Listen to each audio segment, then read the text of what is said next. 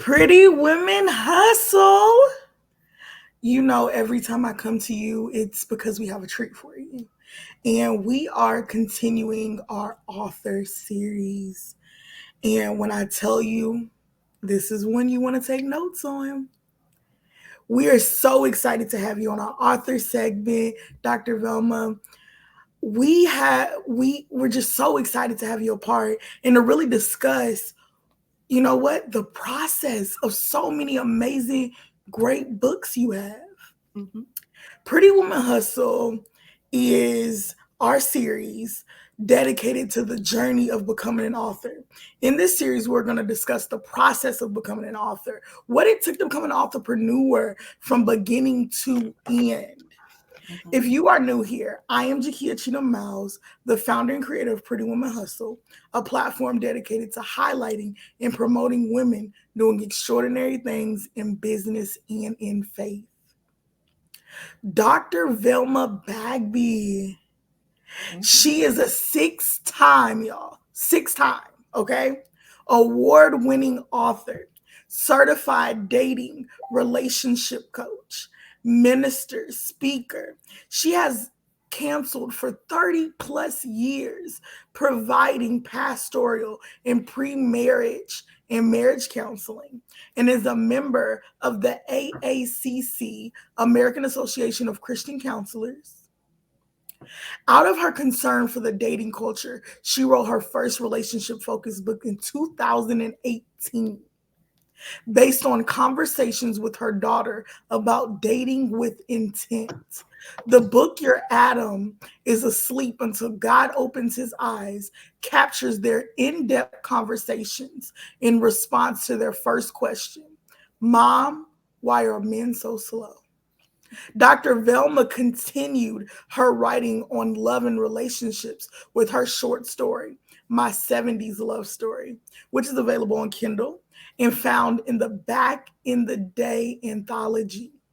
She released a Christian fiction, A Place Called Down Why Christians Suffer, in 2020, where she used her testimony of tests and trials to offer insight into a place of suffering common to us all.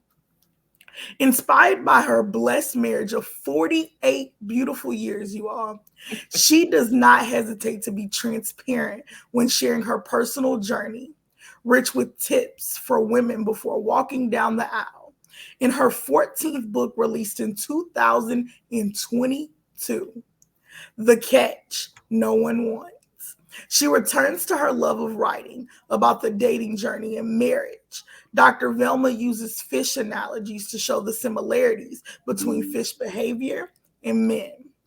Catfish who love garbage, the sturgeon who nibbles, the salmon who do not want to get caught, the puffer fish who are beautiful until agitated. She hopes readers will come away with nuggets they can use for themselves or share with others who are ready to discover the husband they deserve. Dr. Velma is also a contributor to an anthology releasing in August of 2022, Do It Right the First Time: How to Write, Publish, and Market Your Bestseller, which is part of a 3-book series with over 30 contributors. In her personal life, she is a retired deputy administrator from the state government and is married to Pastor Bruce. The two have 2 adult daughters, a son in law, and 3 grandchildren. Oh my goodness, Dr. Velma. When we say a pretty woman who hustles, when we say that we're dedicated to highlighting and promoting women doing the business and Mhm. faith, Yeah. you're it. Thank you. That's you. Thank you. I'm just excited to be able to share what I can share. I really am. I'm so excited to have you. Thank you. Tonight, we are live, everyone, and discussing all things entrepreneurship. If you have ever had a thought of writing a book and sharing your story, this episode is for you. Mhm. Take it from somebody who has written 14 books. Mhm. She is going to take you through her journey. We're going to discuss the process, the creativity, and what it took to become an entrepreneur. Can you tell us the names of all your books? Yeah, because I could start from the beginning. The very first book Yeah. was a nonfiction Christian book called "Your Adam is Asleep Until God Opens His Eyes," and it was based on in response to the questions my daughter asked. Both daughters asked, "Mom, why are men so slow?" So the title is the answer to the question. And then after that, I helped my granddaughter at the age of 6 publish her very first book, and she ended up publishing 3 books by the time she turned 8. And her very first book, she received 3 awards. And she basically would sit down next to me as I was writing at my desk. And I just happened to ask her one day as she was working with her little things on the floor. I said, "Well, Kai, do you have some ideas for a book?" She said, "I sure do." And she started sketching and drawing the story. So I took those sketches and sent it to an illustrator for them to illustrate it. And then I began to ask her questions to build the narration around it so that I could at least create the print story for her. And that's what she did. And she created an alphabet world that was full of That's multicultural amazing. alphabet characters, especially characters that represented her because she's Filipino and Black. So the characters Amazing. represented both her culture and others, and she just wanted that to be the theme. And basically, the alphabet characters had childlike antics that they did in the story, and she was really creative when she did it. And so there was a second story created as well as a coloring book. So those were the 3 books that happened after my first one. And then the next one, A Place Called Down, was my telling of my story when I experienced a down experience in 2019. Most of that year, I went through one health attack after the other until by the time I actually recovered from the third one, it was like the year was almost over. And in the beginning, I kind of questioned why God would allow me to go through it like we do sometimes as believers. But God was just teaching me that we assume that we're not going to go through things, but we do. And I discovered that God, as the refiner's fire, will only allow us to go through these seasons so that he can burn off what he cannot use.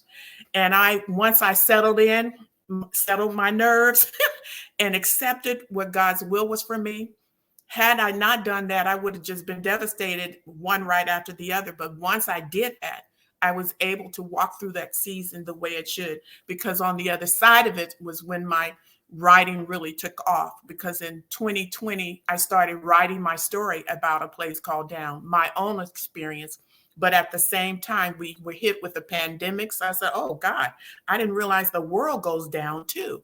And then we had the George Floyd incident, which I included both in my book at the time. I said, oh, groups of people go to a down place as well. So it's not just individualized. So that's what I captured in that book. After that, I had a couple of I participated in a few anthologies, but I also published my particular portion as Kindle stories. So my 70s love story is a tale of how my husband and I met in the 10th grade and how I created this husband to be list and had the description of what I thought I should have in my husband. And God sent somebody that was nothing like what I had on my list, which is what I talk about in my current book and why it's important not to be so uh, rigid in terms of what your view of who your mate should be and what he should look like when God has a totally different list. Because I asked for bold legs and God sent me someone with slewed feet, and I'm going every time I hold his hand in prayer, I'm looking down, laughing. God, you have a sense of humor, So we have to understand that. And then after that, I published a Kindle about my experience in infertility and loss, and how it took me 13 years between my oldest child and my youngest to have my next child. But that's my rainbow baby. And I talk about that experience. I said, maybe somebody needs to hear this and could grow from this and be blessed by the story. And so from there, I just felt like with the last book, there was a return to what I am really passionate about, after counseling not only with my husband as a pastor, couples, but also pre-marriage counselor, I just found a lot of the same kind of mistakes and patterns that was happening over and over. And I said, well, how do I address it? And the best way would be to address it as a fictional story, so that it would be the approach like Jesus took with his parables. Those were all fictional stories where he took something people were familiar with, but he had something profound underneath it for them to learn, without kind of hitting you over the head like, you need to stop, you need to not do this. Jesus was very graceful in how he presented his story. So that's my last story, The Catch No One Wants, and I'm excited about it. The Catch No One Wants. I love how from the beginning to the end, your process, your titles kind of tell a story. You go Yeah. from where you were in that moment to now. I love Mm-hmm. that. Mm-hmm. First things first, how did we develop an interest in writing? How did that happen? Well, first of all, I had been writing all my life. I did not Okay. necessarily call myself an author yet. Okay. Writing throughout high school, my favorite subject was English. That was my favorite. I did read books. In growing up in church, I was helping with designing and developing skits. We did Black History plays for the kids and worked with the youth. So I was always writing. And then in my work life, I'm constantly writing, especially as a deputy administrator with state government. You're constantly writing. You're either writing about and designing programs, or revamping them, or you're developing new training for managers. You're constantly writing. So that was what I did. However, when I retired in 2012, and my daughters and I began having this conversation, I had to go through the process of moving away from a corporate style of writing and learning how to write for a fictional stories, write in terms of the nonfiction story, I'm sorry, that I had to develop based on our conversation. So it took me some time to really transition from the corporate mindset to learning how to write in the genre I was called to write. So I didn't really do that until my daughters encouraged me. We had the conversations, and I still did not think of writing about it. It was my two oldest daughters that said, look, we're telling our friends all about what we've talked about. You have just opened our eyes to scripture concerning what God is expecting. Because in my role, in response to their questions, I went back and began to dig a little deeper in the scripture. I could not just throw these two registered nurses just some scriptures that had been passed down over and over and over. No, I had to go in and really delve a little deeper. And that's why the conversation just struck them in a certain way. And they began sharing the stories. And from there, they said, Mom, more of our friends want to know more. And so you need to really write this. You really need to tell it. And that's what I did. That's how I got inspired. Amazing. Amazing. Mm-hmm. So it didn't happen overnight. No, it did not. When did you realize though, like, okay, you know what? I'm gonna write this. This is what I need to do, and this is what I'm called to do. But this specific topic, for Christian, is not even for just Christian women, it's for men too. Mm-hmm. That's right. That what, this is a story, this is a message that the world needs to hear. When did you realize that? When I started digging deeper into what I discovered. I mean, there's so much that God has shown us in his word. It's like, he tells us we have the keys to the kingdom, and yet we have this whole batch of keys and we don't know how to use the key. We don't know what the key is used to unlock. I mean, we've been given the keys, but there's so many that don't know what those keys are for. And so it was so important. And as I began writing that very first book, I realized how I did the research on dating practices. And I found that even our approach to dating is only a couple of 100 years old. It's not even an old process. And yet what we've been given in the scripture is thousands of years old, because relationship is throughout scripture. It was all about relationship all along. Right. God emphasizes relationship throughout scripture. And yet it was the relationship that got broken in the very beginning in the book of Genesis. And so I took my daughters back to the beginning to let them see the process, because Eve was not created or built with his input. she was created and built when God made the determination that it was not good that man be alone. It wasn't Adam that was lonely because he had fellowship with God in the garden. It wasn't his assessment of his life that, look, God, I'm naming all the animals like you told me to do, but they all have a partner. Not that. It was God that made that determination. Look, there are certain things that this guy cannot achieve or accomplish without her by his side. So let us make a help me for him. It was the only thing he said that was not good, and everything that he had created at that time, he declared was good. The one thing he did not declare was good was that man be alone. And she was the answer to that. Wow. And so that was really profound for me. And as I dug deeper, and it's just more in stories that God unfolded, but I can't share it all here. But I just wanted to share that tidbit because that told the story in the very beginning and what happened. Yes. Yeah. Listen, y'all. Go grab them books. Oh my goodness. Yeah. I love how you dig deep and really apply scripture to the Yep. message. I love that. Yes. So take us through the process. Let's go back to your first book. Uh-huh. What was the writing process like? Was it like, okay, you know what? I know the title already. Let me get started on the manuscript. Or did you have to build the title around what you wrote? There are a lot of times in all of everything I've written so far, I didn't have titles. I didn't. I thought I had topics, but not titles. And I always take the approach of Proverbs 3:6, in all thy ways acknowledge him, and he shall direct our paths. So this was new for me. So I needed God's guidance. And so the original definition for acknowledge means to invite in. So in all thy ways, invite him in. God is not going to force himself into any process, but if you invite him in, he'll give you direction. So that's the approach I use every year. Okay, God, what am I doing this year? What am I writing this year? Because when I wrote A Place Called Down, I thought I was going to be writing the book that I recently released. And God said, no, you're writing about that experience in 2019. So in 2012, when I retired after 35 years, I began working on the book that I didn't release until 2018. I had to find my voice. Wow. I had to find who I am in the writing world. I was Dr. Velma, the deputy administrator for the state of California, and I knew exactly the voice I had in that position. But moving from corporate and moving away from a corporate voice, I had to find my voice. And it took me some time. And that would be one thing that I would suggest in the journey.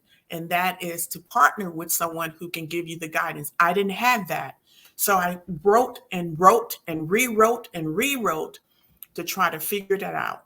And eventually I just started investing in how-to books to really kind of embrace the genre I needed to write about. I looked at other authors who wrote in the same genre too, to make sure I was learning. So all of that was happening along the way. So I wasn't in a hurry to reach it, to release it. I was basically learning and growing on my way and discovering my voice during that time. Yes. And you said something there. You said that you had to invite him in. You had to invite God in the process. Yep. And so when inviting him in, for women of faith, listen again, when you invite him in, that sometimes means that what you're writing right now could take a whole nother turn. Absolutely. It could be, we're writing this, but you're not releasing it yet because it's not time. Right. It's not time. It's in his timing. Yeah. So that's what inviting them in is, allowing him to take control. Yeah, that's right. I'm glad you said that. Mm-hmm. You gave us a little bit about what you want somebody to take away from the process, but I'm gonna ask you again. What is the message? And we can just even go from your latest book. What is the message behind your title? You have written so many books, but what is one key takeaway that remains in every single title? Let's see. I think going back to what I talk about in terms of the parables, I remember wrestling with the idea of nonfiction versus fiction. I remember having that challenge. And there's some in the Christian community who do not gravitate towards fiction, and there's some who embrace it. And I wrestle with that. And the release I got was when I read a blog, a Christian writer, and she mentioned Jesus talked and spoke over 55 parables, which are pretty much fictional stories. And so when I read that, I said, okay, now I'm free. I'm free to write um, in the same storytelling style that Jesus had, which was fictional Yes. stories. My hope is that people get what's underneath it all, that they really Yeah. get what really is underneath.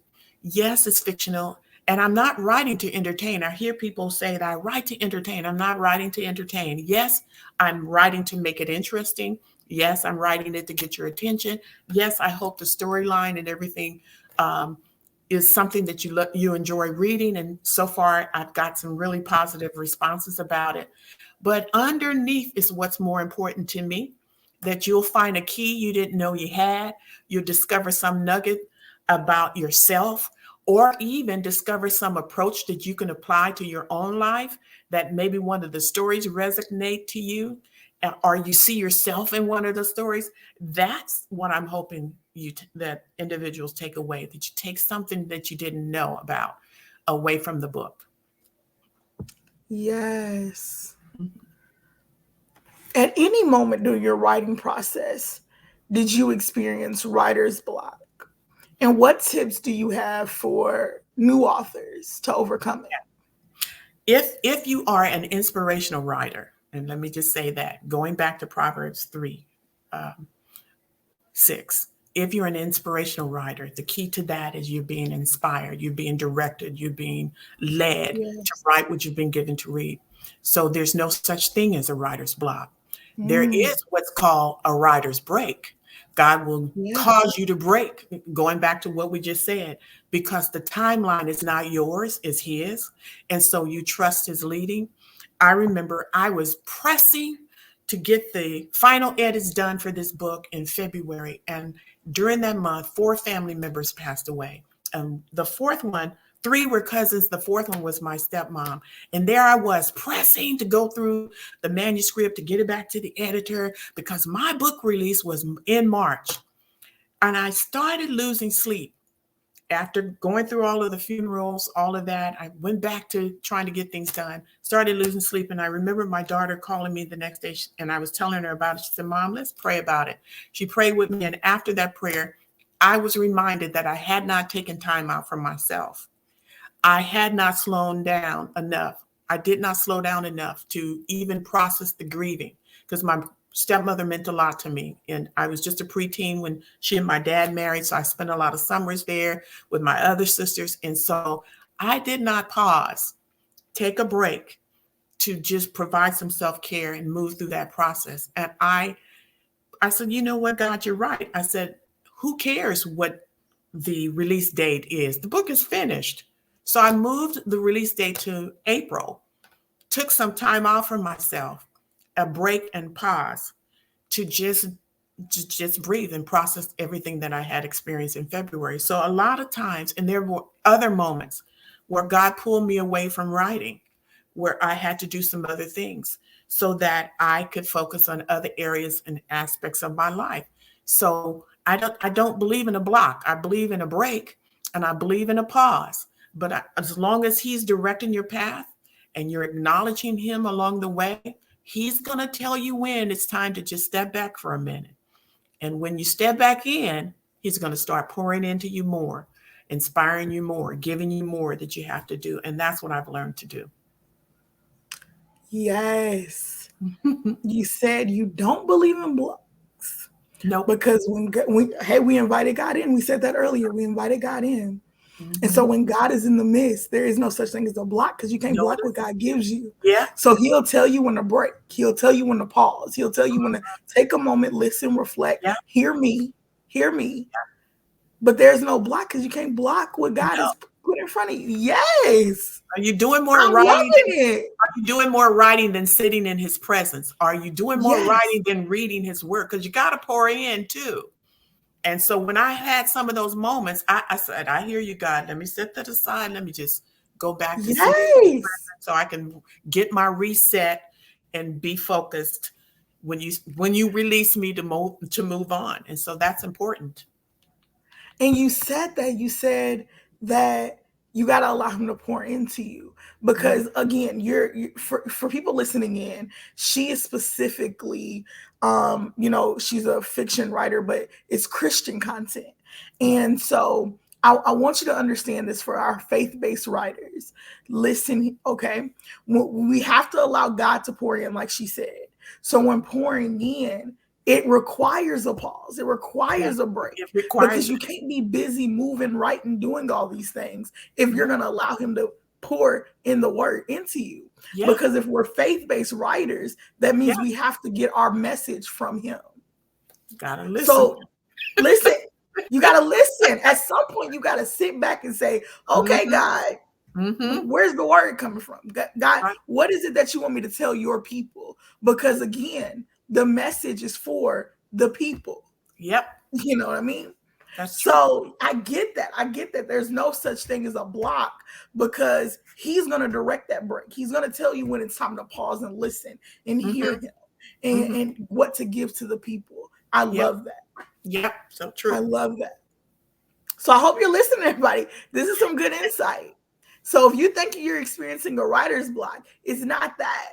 It's you need to sit back and listen to what's next, what God is going to have you say in that next chapter. Hmm. So take me through. I want you to reflect all the way back to that first book again. Yeah. Okay. Take me through the moment you had your book in your hand, the moment you were able to read it and it said your name. You're like, this is mine. Take It's me through that moment. it's interesting. I remember when the very first book, because I was new to this writer's life, I did not trust um, publishing the book on my own. And a lot of people have negatives about vanity presses and all of that. I get that. But it was for me to understand the process and learn from the experience that I went with the vanity press for my very first book. The other benefit I had at the time, not knowing the pieces to this process, I knew that I needed to trust somebody who did. So I joined a Christian publishing group. They had packages available. The other benefit to me at the time was I can make payments. Matter of fact, I finished paying for the package I wanted at least a couple of months before I finished the book because I was still wrestling with my Wow. writing. I didn't have to worry about any of this stuff, but I was able to learn from every step of the process as we went along. I didn't know about metadata. I didn't know about categories for your book. I didn't know about the various genres, those that Yeah. are overly populated and those that you should. I didn't know about searching categories. I do now to make Yes. sure that you're selecting categories that will help your book to survive and thrive. I didn't know about monitoring when your book release that you look at Amazon every hour to see if it hits. I may have had bestsellers and don't know it because I didn't know to look for it. So Yes. I didn't know any of this stuff. You learn so much the first time. Yes, you do. And so by hiring the Vanity Press and paying in advance for all the things I needed to have done for my book, it helped me to learn the process in the very beginning because there's a language involved. I didn't know about a genre. I didn't know. I didn't know there was nonfiction versus fiction. I did not know. There are rules for each of them. I did not know that. So as I went through that process, I also understood about how the market is inundated with how-to books. So there's no excuse for any of us. Plenty of how-to books, which I started investing in so that I can gather and understand even more after that first experience. So that's how I chose to do it. The journey may be different for somebody else, but what was benefiting to me and what helped me to make that decision was the fact that they took payments. And so I was able to manage what it cost me to produce the book by just making those payments, and I was done once I made them.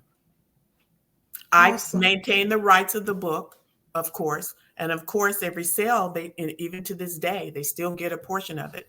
So my goal is I already started working on a draft and a workbook to go along with it. So I'm going to reissue it. It's going to have the new title. And I've been really leaning towards, if God says the same, the question that my daughters ask would be the title of the book. And it will be an expanded Love it. version of it. Love it. Mm-hmm. What would you say was the most challenging, though, part of this process? For me in the beginning, it was learning to discover my voice. I had so been acclimated to having the voice of my company that Okay. I didn't have a writing voice. So I had to Right. discover what that is. I also had to discover what style of writing I wanted, because I wrote differently from what it was suggested for me. Someone has said, create an outline, come up with the chapter titles you think you want to write about, and start from there. And I tried that and it drove me crazy. I started searching for ideas and methods of writing. And I saw the post-it note method. I saw several, the outline method. All of that was not for me. What resonated for me was one day I read this definition of the jigsaw method. And they actually use this method to help kids and children learn to write different pieces of a story.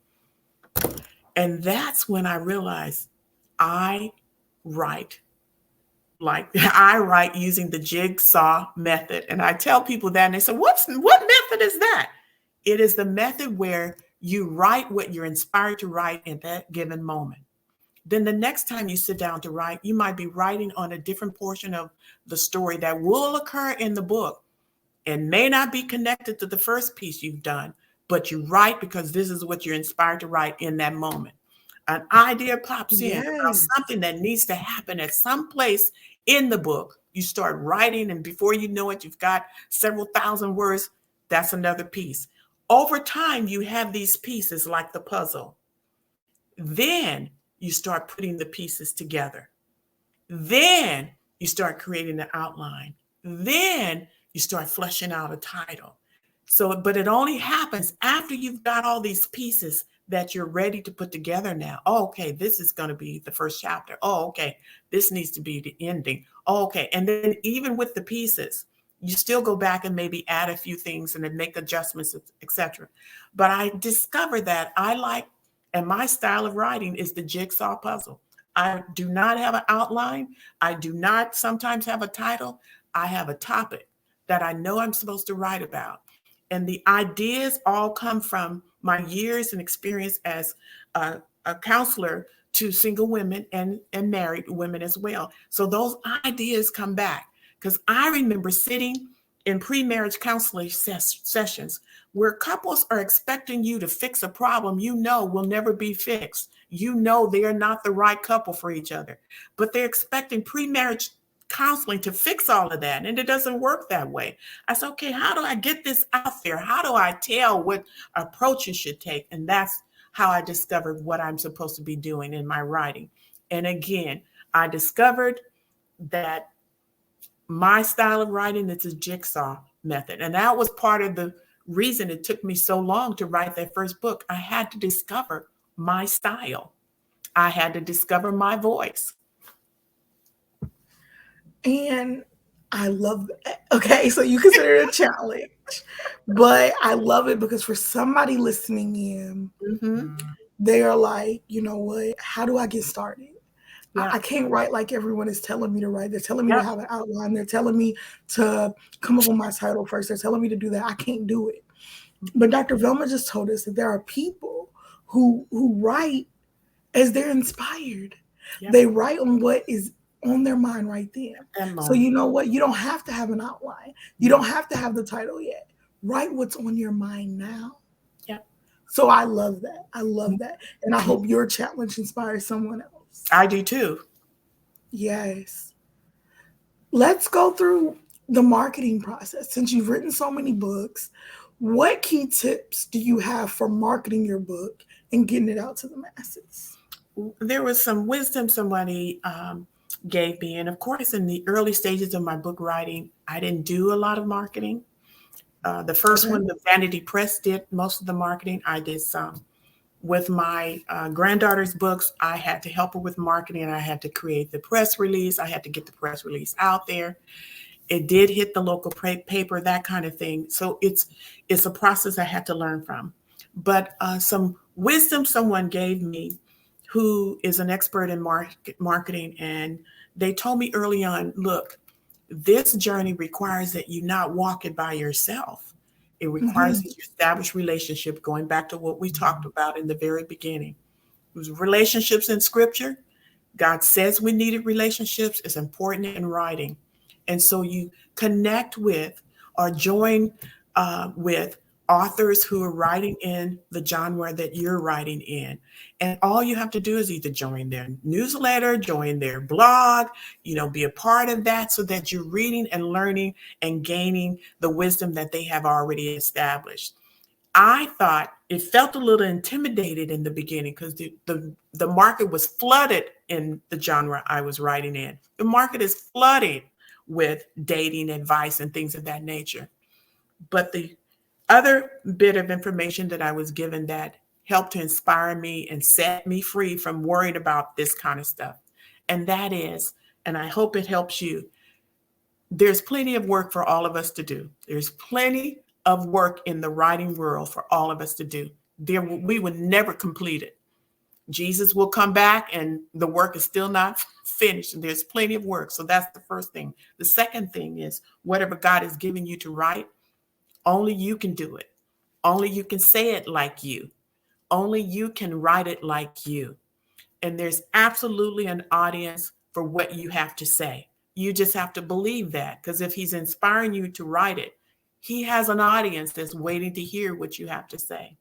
My marketing teacher said this journey is not uh, one that you should take as an isolated experience. Connect, connect, connect. You need relationships, and you'll be surprised what people are willing to share with you, help you do, or even walk with you in the process. I've met some wonderful, wonderful friends who have now become permanent members of my own tribe. You need a tribe. You can't do this by yourself. And I can call upon them when I need help with something, and they're always ready to reach out and help me. And so I try to do the same thing. In the story of the 10 lepers, when Jesus healed them, only one turned around and said thank you. So I always make it a practice to turn around and help someone else because of who God sent across my path. So it's my way of saying thank you back to him. I turn around and go back and help someone else because he did it for me too. So those are some tips I think I would offer to that person who's starting at the beginning. Awesome tips. Awesome tips.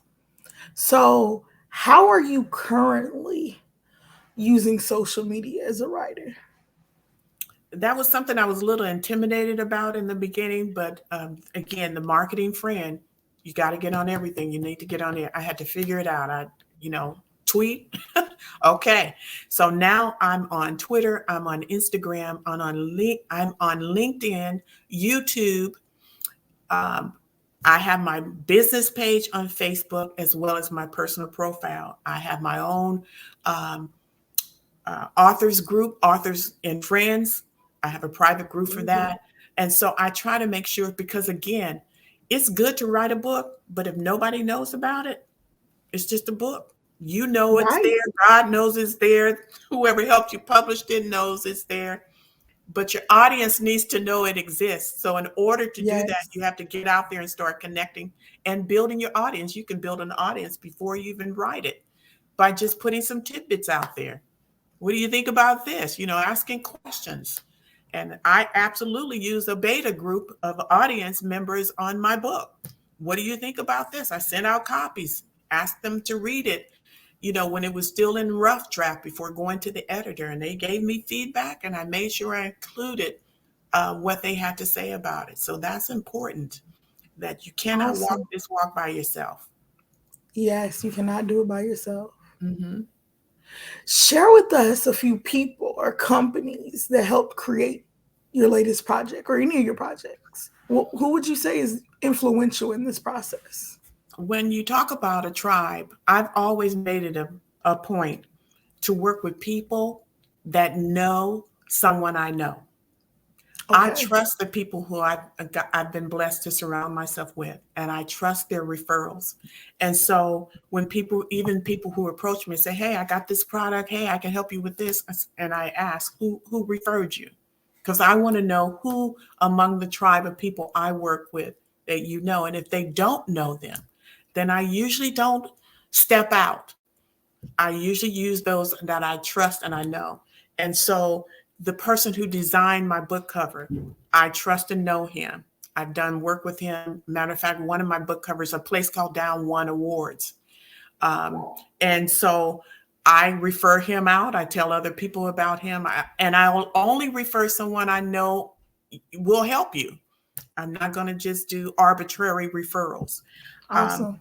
my editor, I worked with her this time for the very first time. She was referred by one of my marketing friends, and I'm so glad I found her. She's phenomenal.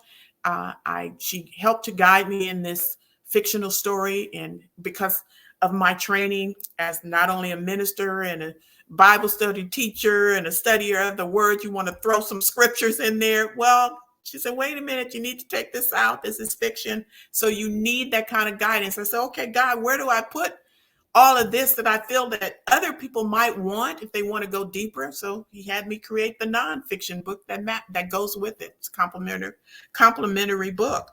And so I appreciate her. Her name is Sandra Sparks Blonde. A lot of people know her. She's done some great work with other mainstream authors, but I'm grateful she had a window to take my little project. Queenie Clem book talks and reviews have been a monster in terms of marketing, book blasts, Awesome. 30-day.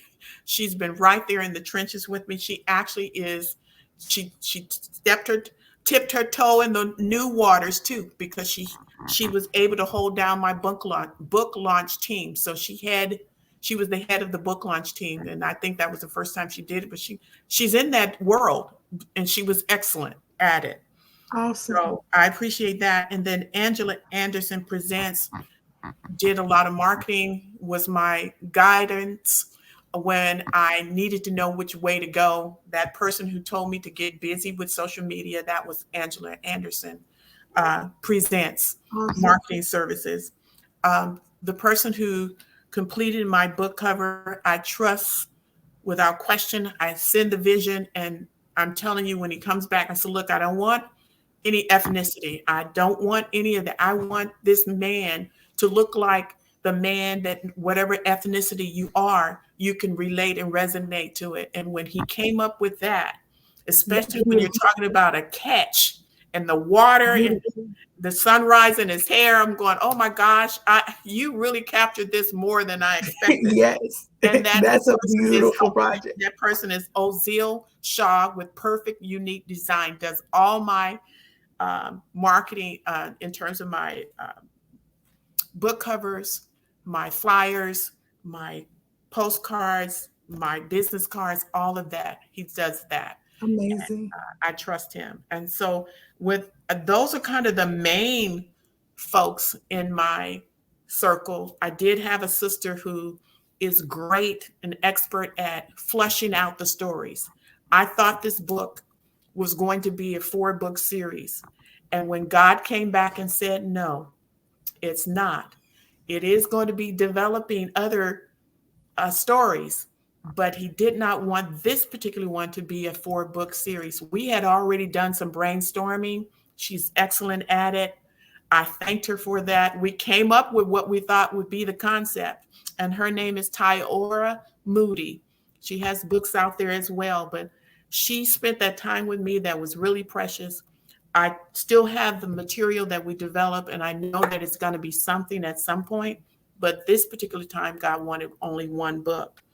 And so those are the people that I can name at this point Love it. that was just walking with me side by side. I love it, and it's beautiful how you were able to give them their flowers Mm-hmm. and you know, and tell us the amazing work that they did to help you in each of your projects. That's beautiful. Absolutely. Tell us 5 misconceptions people have about becoming an author, I because I wrote know you those. have to hear it. You've written 14 books. I know you Yeah, got some of them for me. I wrote them down too because I wanted to make sure I had 5 good ones. And the first one misconception is it can't be done. That's a good You one. can send that lie back to the pit of hell from whence it Right. came. Because if you're Send it back. inspired to write, it's You can going to be write. done. Nothing is Hmm. impossible. And many times along my journey, I prayed, God, send the right people across my path. That was my prayer. Send the right people. And that's why I said to you early on, I think we're going to do some more things because we had some hiccups. And I said, there's a reason for that. Woo, Somebody did we not did. want us to connect. And let me see, who might that be? Hmm. The second is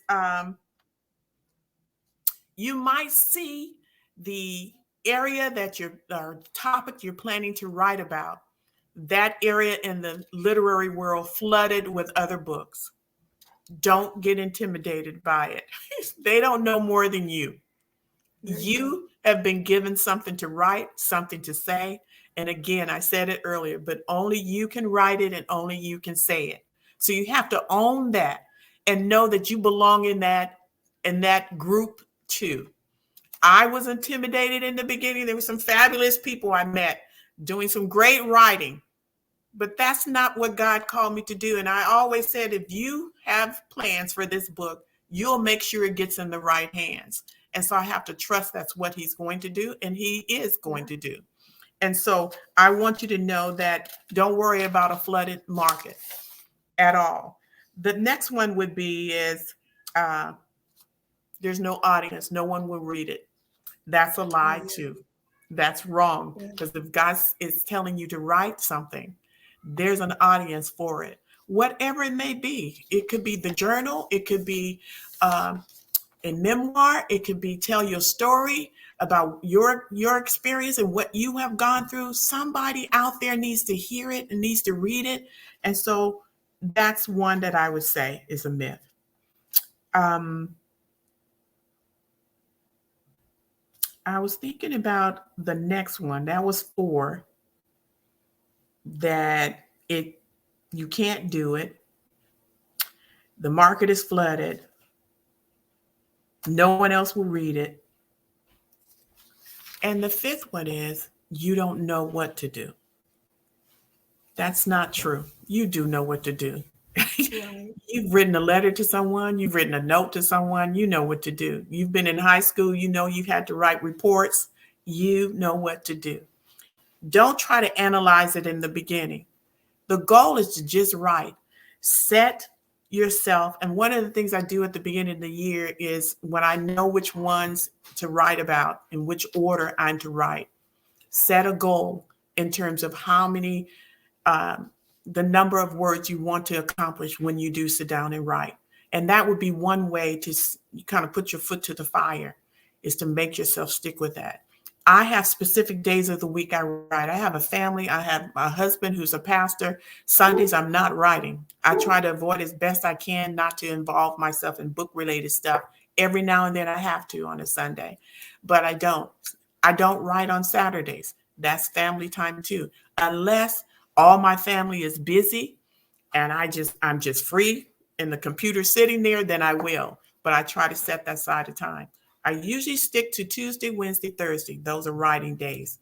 That's it. And I usually love early morning. Find your time. Some of you might have family and kids. Find your best time. I like it when everybody's asleep and it's peaceful and quiet. Nobody but me and my dog Gracie sitting here, and God leading me, do I begin to write. So just know that you can do it. You just have to put your foot to the fire and just do it. Just write. Don't worry about it. I in the beginning, I'm not worried about sentence structure. I might not even have a lot of dialogue yet. I add my dialogue later. I get the contents down first. The subject matter, whatever I'm called to write in that moment, I try to pour that out first. Then I'll go back. Okay, let me add some dialogue right here. So you just have to remember that you can do it. Yes, you can do it. Mm-hmm. Take us to where do you hope to see your book next? I mean, you've written 14 books. Where would you like to see it go next? Where, whose hands? Tyler Perry needs this book, and he needs to write about, Girl, either do a play around the fish or a movie around the fish. let's make it happen. Yes. Out of my mouth Yes. to God's ears. I was on a radio show sharing the book, and a lady on there, she said, "Oh my goodness, the analogy of the fish, I think, has really struck a lot of the readers as just awesome." And I, what can I say? I was inspired to write it. And one lady paused and she said, "I can just see this story as a stage play." I said, I'm with you. A Yeah. stage play or a movie, I'm with you. And so that's where I hope it goes. I really do. Well, you're claiming it. It's happening. It's going to Mm-hmm. happen. Mm-hmm. My final question for you tonight. We've got so many questions and That's we've been okay. able to get some good insight. So, Mm-hmm. my final question would be if you could go through this process all over again, I'm talking day one, is there anything you would change? I was thinking about that, and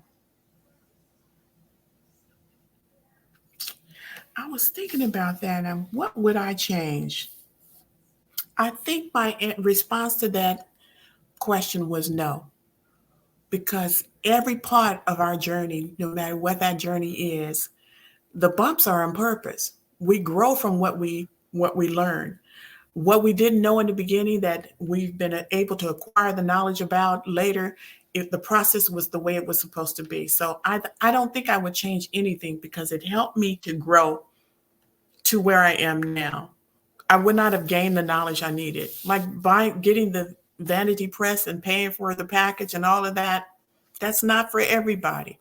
What it did help me to do was understand that if I'm going to be a writer, once I embraced and accepted the fact that this is what I'm supposed to do in this season, then I also went back and got my LLC as well. So I said, if I'm going to make this a business, let me make it an official business. And I went back and got my Adonai Publishing LLC so that all my books are now under my business name, under my publishing company. So again, could I have done that in the beginning? No. I had no clue about this whole world. I didn't even understand the language that was spoken. I didn't know anything about genre. What is that? We get a book and we read it. And so the journey was important. And so it will be with each of you. The journey is important. Whatever the hiccups that you have along the way, all of that is important. We gain knowledge and wisdom from what we had to go through. And so those challenges were intended to build spiritual muscles, make you bigger and stronger, more knowledgeable. So now you have it. And now once you acquire it, you too can turn back and say thank you to God and just reach back and help somebody else along the way. Yes. So every bit of your process was necessary. I love Absolutely. that. I love it. It was necessary. All Mm-hmm. right. We've asked our questions. We've learned so much about you tonight, Dr. Velma, and I hope our audience has too. Now, I want you to listen up, y'all, because we've learned so much about her books. We know what they're about. We know what we can expect. So I want you to go grab one. Go grab a copy. Her books are available on Amazon. You can look her up on Goodreads and learn more about her story and of the different books she has. But you can also visit her site. You can go to drvelma.com, drvelma.com. You want to go quickly, you can do the /shop. But go grab her books. Support this woman of God. You know what? Pour into your life by grabbing these books. If you're single, if you're dating, if you're newly married, go grab the books. Mm-hmm. She has a message for you. Thank you, Dr. Velma. Thank you so much. I'm so glad we had this time. I really am.